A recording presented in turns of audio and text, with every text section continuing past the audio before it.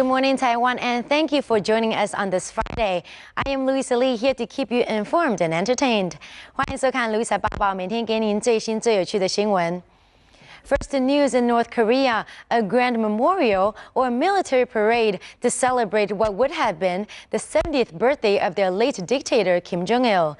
Kim's son, new leader Kim Jong-un, led the commemoration on Thursday, which is now referred to as the Day of the Shining Star. North Korea 庆祝金正日70岁的冥诞，举行盛大的仪式。他的儿子金正恩也带领所有官员一起庆祝。North Korea celebrates the 70th birthday of late leader Kim Jong-il. The dear leader, as he is known in the reclusive state, died 2 months ago, and his son Kim Jong-un rose to power. The young Kim, believed to be in his late 20s, led the celebration for his father's birthday with high-ranking military officials. North Korea's military has pledged its loyalty to the Kim dynasty, and the new leader now rules the country's 1.2 million-strong army. Kim Jong-un attended another military gathering at the Memorial Palace where his father's and grandfather's bodies lay in state. Jong-un, who was named the Great Successor in December, is already showing himself to be a different character than his father.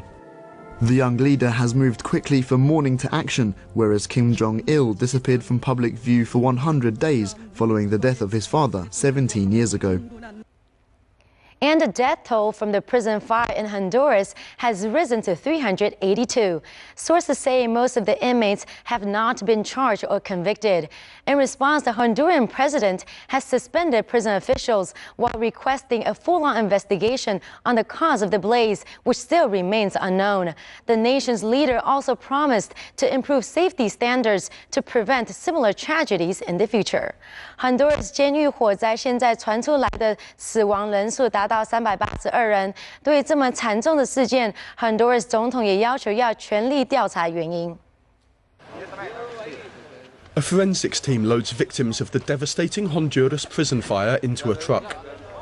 According to a senior official at the Attorney General's office, more than 350 people died in Tuesday's blaze. Many of the bodies are unrecognisable, and medical teams are working around the clock to try to identify them. Crowds of grief-stricken relatives gather outside the jail, desperate for news of their loved ones. I feel sad because here we have lost our family. Here I have my son, and he appeared to have been in the fire. He couldn't leave his cell because the doors were closed.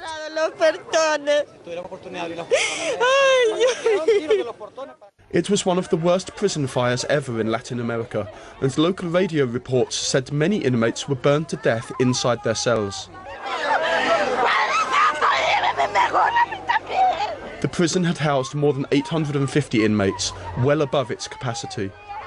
The Honduran president has ordered a full investigation and vowed to raise prison standards. And to other news, 2 U.S. lawmakers are now pushing for increased security for Apple applications accessing user address book data due to privacy concerns. 苹果公司为了要保护用户的隐私权，未来将会限制一些 App， 像是 Twitter、Facebook 等软体，不能在没有得到用户同意就 copy 用户的通讯录资料。Apple has pledged to block apps from accessing user address books after accusations that several social network apps were copying contact lists, including names, phone numbers, email addresses, and other details without requesting users' permission. The practice came to light when a user of the social network called Path accused the company for copying contacts from his iPhone without his consent. It turns out that many social media apps that can be downloaded at Apple's iTunes, including Facebook, Twitter, Foursquare, and Yelp, are also reported to access users' address book. Access to the address book is usually enabled when users click on the Find Friends feature on smartphone apps. And even though social networks said that the data taken from the smartphones is used only to identify contacts who use the same service and notify the user, 2 U.S. congressmen asked Apple to explain why the firm allows the practice on its iPhone as it violates app developer guidelines. One of the biggest social media, Twitter, has admitted copying entire address book from smartphones and storing the data on its servers. The company has promised to update its app in the wake of the disclosure and clarify its privacy policy for users.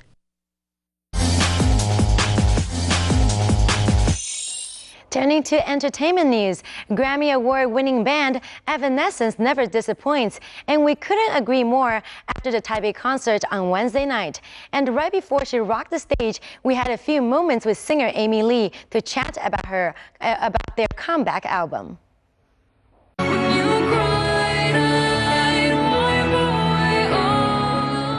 The words and sounds of these tracks from their debut album, titled Fallen, gave them instant stardom, winning the hearts of fans and 2 Grammy Awards in the year of 2004. Renowned for their classically influenced hard rock tunes led by singer Amy Lee's soaring vocals, Fallen brought the band to global success by topping the charts in more than 10 countries and selling more than 17 million copies worldwide. Following the release of their second studio album, The Open Door, in 2006, which upped their total album sales to nearly 25 million, Amy and her band members took a 5-year hiatus, a break too long in the eyes of music lovers. What have you been doing during this time? Have you been soul-searching, spending quality time with your husband? What's up with you? All that. Everything that I missed while being on the road and always having to say, oh, I can't make it, oh, I can't make it, you know. I went to some family gatherings, got to spend some time with my parents and my grandparents.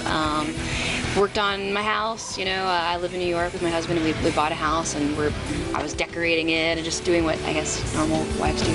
So when did you decide, I'm gonna pick up this instrument, I'm gonna start playing again? And was that one point?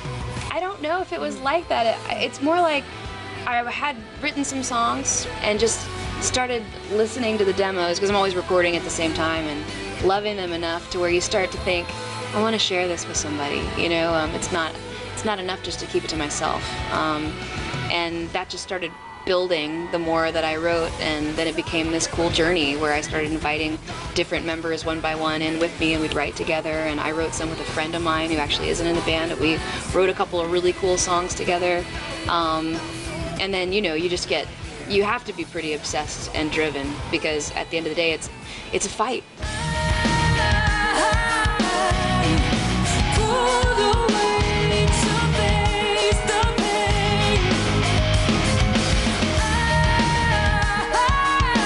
After hearing from their third album, self-titled album, Evanescence, you know it's a battle they are bound to win.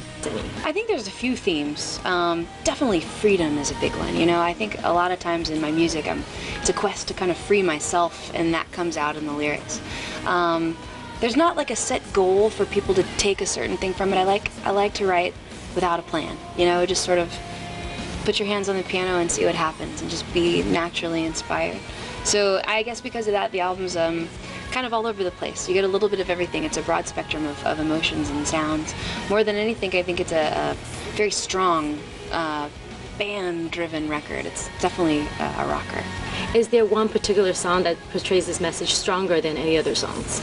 No, I can't pick a specific one. I thought What You Want was a really good choice for a single, because it has that punch, and definitely has a new flavor for us that is on the album, you know, of confidence. You know, it's definitely from a place where we're feeling really strong and happy to be back again. And What You Want is such a catchy tune. How did you come about in writing this song? What was the inspiration behind this one? We just started playing. Tim and Terry and I were at my house in New York, just having a writing session for like a month, and I don't know, we were just jamming in my living room, and the guys started coming up with that riff, and I thought it was really cool. I like it because it's sort of simple and just straightforward and heavy, and that gives me a chance to just play on top of it, you know. And the inspiration, you know, lyrically is really about, for me, overcoming fears and going, you know what, I'm ready for another adventure, I'm ready to do this again, and get back up there and do what I was born to do. Packing their bags for the world tour that will last throughout the year, Evanescence is more than ready to make fans lose their voice.